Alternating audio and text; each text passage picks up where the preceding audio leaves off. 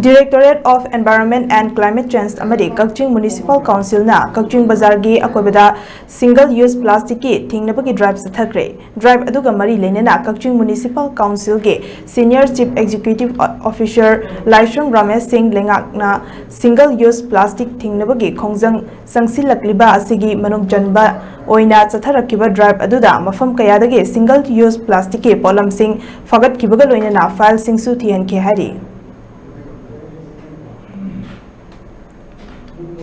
Kita akan mengetahui into the 25 Monday the state Kakching Municipal Council ki staff sangga Manipur Pollution Control Board, Environment and the Climate Change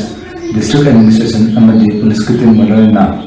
Kakching Bazar da single use plastic ban tabugi matangda enforcement drive muthatagi hariba enforcement drive asidida ekoina dukandar mari dagi thing aina thinkraba single use plastic ki item kaya pagatongki madu fagat number moruka dukandar mari dagi ikoina chalan mari kaksikri makoina matung tabada sum hariba offense si pangtolabadi second offense ki oina lupa lising manga adu third offense ki oina lupa lising tara kaksigani akoina plastic ki item sing si ban tabugi maruga pandam li karim hariba matamda hariba plastic sing asina akoi me beta tongan ba kalmuka ke agilena toli hariba plastic items sing asi mai thabadagi koida skin cancer lung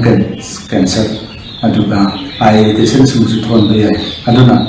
prazamya dukandar amdela rolti tawri bachina pai punamuna single use plastic sing asi bu ban tabu matamda